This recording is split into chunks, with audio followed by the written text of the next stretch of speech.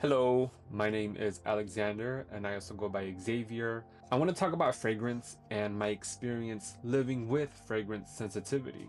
As someone who works in the beauty industry as a freelance makeup artist and photographer, I'm frequently exposed to fragrances. It's an industry that's saturated with toxic chemicals, scented products, fragrances, and for someone like me and many others, that exposure can be very serious. When people hear the word fragrance, they usually think of something pleasant, a scent, something harmless. And some people associate it with luxury, nostalgia, a sense of self-care or comfort. But for me and many others, fragrance isn't luxury. It's toxic. It's a physical exposure and it's poisonous to our bodies. The reaction is almost immediate when I'm exposed to fragrances. There's like a physical repulsion. That same instinctive response people might get when they are exposed to cigarette smoke or maybe something rotten, something decaying. Our bodies react to it. Now, depending on the exposure, I can experience dizziness, headaches, fatigue, and brain fog. And sometimes it's immediate, sometimes it can show up hours later, and sometimes it can take days or even weeks with the effects and symptoms that we get that linger. So it's unpredictable, and that's one of the hardest parts of being sensitive to fragrance. As a freelance makeup artist and photographer, I often travel to salons, to workspaces, to people's homes, private homes, and I don't always know what I'm walking into or what I'll be exposed to. And essentially, I'm sacrificing my own well-being just to do my job.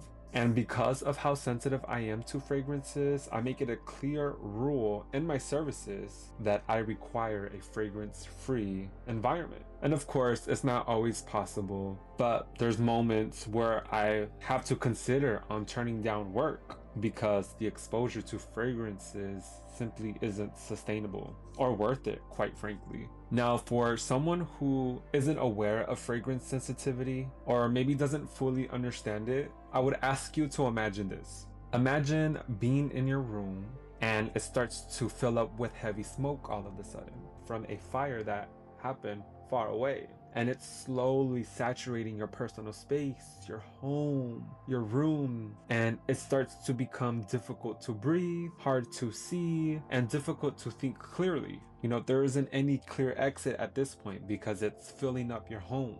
And the air is starting to feel heavy, and it's everywhere in your environment, even outdoors. So your body goes into immediate survival mode, trying to get away from this toxic smoke. Even if it looks like no one around you seems to be affected by it. That's just how fragrance is. Fragrance is everywhere. It's in public spaces, workplaces, salons, transportations. It's in our air. It's not something you can always avoid, unfortunately. And when you're sensitive to it, you're constantly navigating environments that can trigger very real physical reactions and neurological symptoms. So for people with fragrance sensitivity, opting for fragrance-free isn't just a personal preference. It's an actual health issue. And this deserves to be taken very seriously.